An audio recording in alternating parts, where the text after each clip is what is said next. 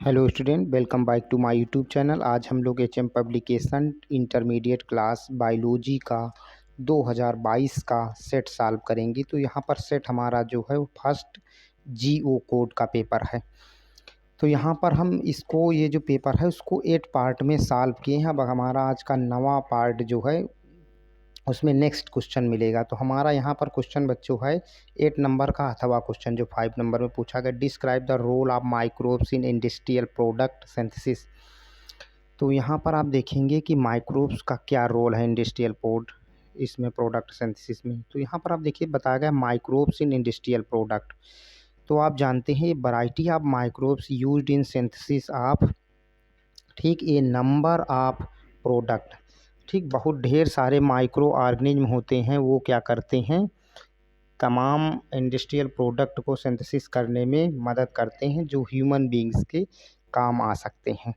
Example के लिए हमने बताया है इसमें जैसे बेवरेज प्रोडक्ट हैं या एंटीबॉडी हैं या कोई भी दूसरा इंडस्ट्रियल प्रोडक्शन हो सकता है। यहाँ पर माइक्रोब्स क्या करते हैं, ग्रो कराए जाते हैं लार्ज नंबर, ठीक, किसी फर्मेंटर टैंक में ग्रो कराते हैं या हम इसे बायोरिएक्टर में ग्रो कराते हैं, उसके बाद में ये उन चीज़ों का प्रोडक्शन करते हैं। तो यहाँ पर बच्चों बताया गया फर्मेंटेड बेवरेज। तो इसके अंतर्गत हम क्या करते हैं, सैक्रोमाइसिस सेरिबेसी जो है उसको ले लेते हैं और इससे सैक्रोमाइसिस सेरिबेसी को हम क्या कहते हैं, बेवरेज ईस्ट भी कहते हैं या हम इसे नॉर्मली ईस्ट कहते हैं। इसका यूज़ करते हैं बच्चों एल्कोहल प्रोडक्शन में या दूसरा कोई फर्मेंटिंग जैसे मेल्टेड है या इसमें हम दूसरा कोई भी सीरियल्स है या जो फ्रूट जूस होते हैं उसके प्रोडक्शन में हम इसका यूज करते हैं। तो यहाँ पर हम देखते हैं कि जो इसका फर्मेंटेशन होता है वो ईस्ट की सहायता से होता है। तो इसमें हम क्या करते हैं, शुगर मिला देते हैं या कोई स्टार्च प्रोडक्ट जो है उसको बना सकते हैं या उसमें मिलाने में इसका यूज कर सकते हैं। तो यहाँ पर हम फ्रूट के जूस बना सकते हैं, उसमें भी इसका यूज करते हैं। पोटैटो, ठीक, कॉर्न आते हैं उसमें भी यूज कर सकते हैं या बर्ली में हम यूज कर सकते हैं या शुगर केन जो होते हैं, ऐसे किसी भी प्रोडक्ट इनके द्वारा जो बनाए जाते हैं उसमें हम ईस्ट का उपयोग करते हैं। इसके परिणाम स्वरूप क्या होता है, एल्कोहल, ठीक है, ड्रिंक्स या दूसरे प्रोडक्ट जो हैं वो डिस्टिलेशन के द्वारा बनाए जाते हैं। यहाँ पर ये फर्मेंटेड, ठीक, ब्रॉथ होते हैं। आगे यहाँ पर बच्चों बताया गया है कि इसके हम वाइन भी बना सकते हैं, बियर भी बनाने में भी ईस्ट का यूज करते हैं या दूसरे प्रोडक्ट जो हैं प्रोड्यूस किए जाते हैं विदाउट डिस्टिलेशन उनका भी हम उपयोग करते हैं। तो यहाँ पर ईस्ट और बियर क्या है, विदाउट डिस्टिलेशन से प्रोड्यूस किए जाते हैं।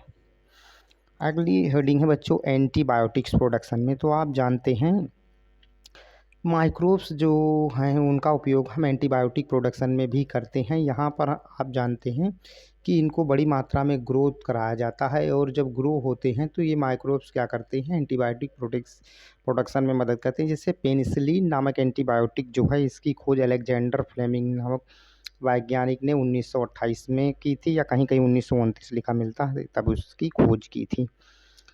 तो आप जानते हैं ये जो अलेक्जेंडर फ्लेमिंग ने सबसे पहले कैसे बनाई थी, तो कोकई एक बैक्टीरिया था, स्टेफाइलोकोकस बैक्टीरिया है, उसके द्वारा प्रोड्यूस किया था। लेकिन आज हम देखते हैं कि इसको हम एक मोल्ड एल्गी है, मोल्ड फंजाई है जिसे हम पेनिसिलियम नोटेटम कहते हैं, उसके द्वारा आज पेनिसिलिन का प्रोडक्शन किया जाता है। ठीक, अदर एंटीबायोटिक्स भी प्रोड्यूस की जाती हैं जैसे स्टेप्टोमाइसिन है या इसमें टेरामाइसिन है, नियोमाइसिन है या फ्यूमाग्लिन है। दूसरी जो एंटीबायोटिक्स ये हैं स्पर्जिलस फ्यूमिगेट्स नामक फंजाई से प्रोड्यूस की जाती है। अब इनका प्रोडक्शन जो एंटीबायोटिक्स का होता है वो ग्रेट इम्प्रूवमेंट, ठीक, ग्रेट मात्रा में इम्प्रूवमेंट करने के लिए इसका मेडिकल साइंस में यूज हो रहा है और ये जो भी प्रोडक्शन किए जाते हैं उसमें हम यहाँ पर बायोटेक्नोलॉजी की सहायता से भी आज इनका बड़े स्केल पर प्रोडक्शन किया जाता है। तो यहाँ पर आप देखेंगे कि जो तमाम डिजीज होती हैं इनके द्वारा हम उन्हें सॉल्व कर सकते हैं, समाप्त कर सकते हैं। जैसे वूपिंग कफ डिजीज है, डिप्थेरिया है, लेप्रेसी या अदर तमाम डिजीज हैं जिनको आज एंटीबायोटिक की सहायता से समाप्त करते हैं। अगले इसमें जो प्रोडक्ट हैं वो क्या ऑर्गेनिक एसिड प्रोड्यूस करने में भी माइक्रोब्स का यूज करते हैं। तो इसमें हम सिट्रिक एसिड का प्रोडक्शन करते हैं जो स्परजिलस नाइजर के द्वारा प्रोड्यूस होता है, या इसमें अगला है एसिटिक एसिड जिसको हम एसिटोबैक्टर एसिटी से भी प्रोड्यूस करते हैं, या लैक्टिक एसिड लैक्टोबैसिलस नामक बैक्टीरिया से प्रोड्यूस किया जाता है। इसके अतिरिक्त हम देखते हैं माइक्रोब्स का यूज करते हैं सीवेज ट्रीटमेंट में। तो सीवेज ट्रीटमेंट जो प्लांट होते हैं वहाँ पर भी माइक्रोब्स को ग्रो कराया जाता है, या नेचुरल रूप से उसमें ये ग्रो करते हैं। उसमें तमाम बैक्टीरिया हो सकते हैं, फंजाई या प्रोटोजोअन हो सकते हैं। ये नेचुरली ग्रो करके क्या करते हैं, जो सीवेज ट्रीटमेंट वेस्ट होते हैं या सीवेज बेस्ड जो होते हैं उसको ट्रीटमेंट करते हैं और उन्हें क्या करते हैं, डाइजेस्ट करके अगली फॉर्म में कन्वर्ट कर देते हैं। इस तरह से वाटर फ्रेश हो जाता है। तो ये हमारा क्वेश्चन इस तरह से हो गया। अगला क्वेश्चन बच्चों जो हमारा है वो पूछा गया है, right on essay on recombinant DNA technology, जो 9 क्वेश्चन है हमारा यहाँ पर। तो यहाँ पर हम देखते हैं इसमें क्या होगा। तो आप देखिए रिकॉम्बिनेंट डीएनए टेक्नोलॉजी क्या है। तो आप जानते हैं mechanism of insertion of a gene of an organism into the genome of another organism is known as या कॉल्ड एज रिकॉम्बिनेंट टेक्नोलॉजी।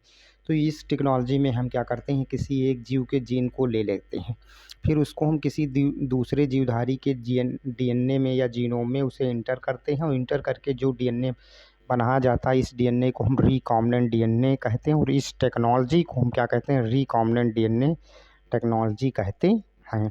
या हम इसे क्या कह सकते हैं, कीमेरिक डीएनए भी कह सकते हैं, या हेटेरो डुप्लिक या डुप्लेज डीएनए भी हम कह सकते हैं। इसके अदर अदर नाम ये हैं।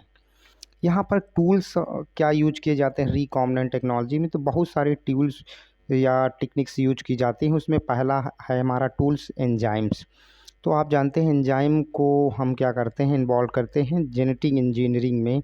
तो इसके द्वारा हम क्या करते हैं, जो कॉम्प्लेक्स डीएनए होता है, उस सिंपलिक डीएनए जो है सिंपल फॉर्म होती है उसको हम कॉम्प्लेक्स फॉर्म में कन्वर्ट करते हैं। और इसके अंतर्गत बहुत सारे एंजाइम्स हैं जो यूज़ किए जाते हैं, जैसे रिस्ट्रिक्शन एंजाइम्स है। तो आप जानते हैं रिस्ट्रिक्शन एंजाइम को हम मॉलिक्यूलर सिसर्स भी कहते हैं, बायोलॉजिकल कैंची भी कह सकते हैं। इसकी खोज अर्बर स्मिथ नामक वैज्ञानिक ने और नॉर्थन, ठीक है, नामक वैज्ञानिक ने इसको डिस्कवर्ड किया था। अब रिस्ट्रिक्शन जो एंजाइम होता है ये क्या करता है, डीएनए के खंडों को स्पेसिफिक साइट से कटिंग करने का कार्य करता है। इसी कारण हम इसे डीएनए टेक्नोलॉजी में यूज करते हैं। तो यहाँ पर हमने नोट में बताया कि रिस्ट्रिक्शन एंजाइम बिलोंग करते हैं एक लार्जर क्लास ऑफ एंजाइम से, जिन्हें हम क्या कहते हैं, न्यूक्लिएजेज एंजाइम कहते हैं। ये 2 टाइप के होते हैं। पहला है एक्सोन्यूक्लिएज एंजाइम, दूसरा है इंडोन्यूक्लिएज एंजाइम या इंडोन्यूक्लिएजेज एंजाइम। तो यहाँ पर आप देखेंगे एक्सोन्यूक्लिएजेज एंजाइम क्या है। तो ये एंजाइम क्या करते हैं, डीएनए को रिमूव करते हैं ऐसे न्यूक्लियोटाइड से जो क्या होते हैं, ठीक है, एकदम अंतिम छोर वाले या एंड पार्ट होते हैं डीएनए के। इन्हों ये 5 डिग्री से काटते हैं या 3 डिग्री से काटने का कार्य करते हैं डीएनए के डबल स्टैंड पर। जब इंडोन्यूक्लिएज क्या होते हैं, तो आप देखेंगे ये क्या करते हैं, मेक्स करते हैं cut off specific position with in DNA. ये डीएनए के इंटरनल पार्ट में कहीं भी डीएनए को काटने का कार्य करते हैं। और फर्स्ट रिस्ट्रिक्शन इंडो जो न्यूक्लिएज एंजाइम है उसे हिंद थर्ड के नाम से हम जानते हैं। इसको आइसोलेटेड किया था स्मिथ, ठीक, और एक वैज्ञानिक थे स्मिथ विलोक्स ने, और एक कैली वैज्ञानिक थे, इन्होंने 1967 में इस एंजाइम की खोज की थी। आज इसका बड़े स्केल पर यूज किया जाता है डीएनए को स्पेसिफिक साइट से कट करने के लिए। तो इसमें 6 बेस पेयर्स होते हैं, ठीक है, जो कि हम अलग अलग इन्हें कह सकते हैं रिकॉग्नाइजेशन सीक्वेंस होती हैं इस डीएनए में या हिंद थर्ड डीएनए में। ये क्या करती हैं, तो जो भी इसमें रिस्ट्रिक्शन एंजाइम होते हैं वो रिकॉग्नाइज करते हैं स्पेसिफिक पैलेंड्रोमिक साइट्स होती हैं, पैलेंड्रोमिक न्यूक्लियोटाइड सीक्वेंस पाए जाते हैं जो कि डीएनए में होते हैं। और ये जैसे एग्जांपल के लिए बताया गया कि GAATTC मतलब ग्वावानिन है, एडेनिन एडेनिन है, और थायमिन थायमिन और साइटोसिन होते हैं। तो जो भी ये पैलेंड्रिक सीक्वेंस होती हैं ये रीड की जाती हैं सेम ऑन बोथ स्टैंड, ठीक है, दोनों जो होती हैं एक ही तरह से उसमें रीड की जाती हैं। अब यहाँ पर आगे बताया गया व्हेन ठीक। Orientation of reading is kept same, इनकी जो केप्ट होती है वो सेम होती है। रिस्ट्रिक्शन, जो एंजाइम होते हैं वो कट करते हैं डीएनए को एट ए रिकॉग्नाइजेशन साइट से, ठीक है, ये हमने पहले ही बताया था। तो ये क्या करते हैं, लेटर जो फार्म होंगे वो स्टेकी इन से प्राप्त हो जाते हैं, जो कि इसके इंड स्टैंड से या हम किसी भी स्टैंड से इसे प्राप्त कर सकते हैं।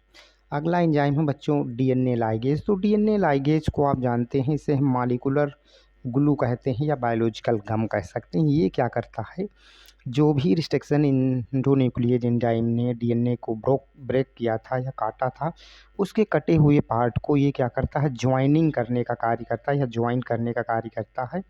और इसके आने से एक तरह से जेनेटिक इंजीनियरिंग में और एक नई, ठीक, ऊंचाई आ गई। तो रिस्ट्रिक्शन इंडोन्यूक्लियेज एंजाइम और डीएनए लाइगेज एंजाइम के आने से क्या हुआ, एक नई टेक्नोलॉजी की पहचान बनी आगे। तो ये एक कट करता है, जबकि डीएनए लाइगेज क्या करता है, डीएनए के कटे हुए खंडों को आपस में जोड़ने का कार्य करता है।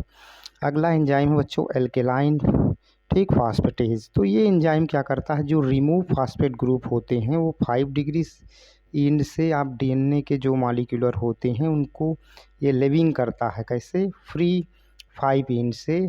और ये क्या करेगा, उससे हाइड्रोक्सिल ग्रुप जो हैं, जो सेपरेट हुए थे, उनको सेपरेट करने का, अलग करने का कार्य करता है डीएनए से या फास्फेट ग्रुप को। अगला एंजाइम है बच्चों डीएनए पॉलीमरेज।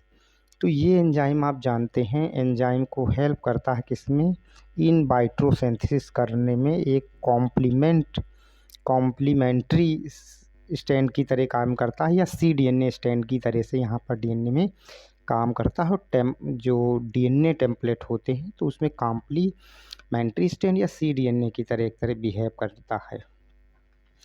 तो अगला एंजाइम नहीं बच्चों, अगला जो इसमें टूल्स है वो क्या, क्लोनिंग वेक्टर्स होते हैं। तो ये आप जानते हैं कि डीएनए के जो मॉलिक्यूल्स हैं, आप कट करके फिर उनको हम जोड़ दिए, जो डीएनए बना उस डीएनए को हम रिकॉम्बिनेंट डीएनए कहते हैं। फिर रिकॉम्बिनेंट डीएनए जो बना तो ये क्या करता है, फॉरेन डीएनए सेगमेंट को रिप्लिकेट करने का कार्य करता है। ये सब होस्ट सेल के अंदर होता है।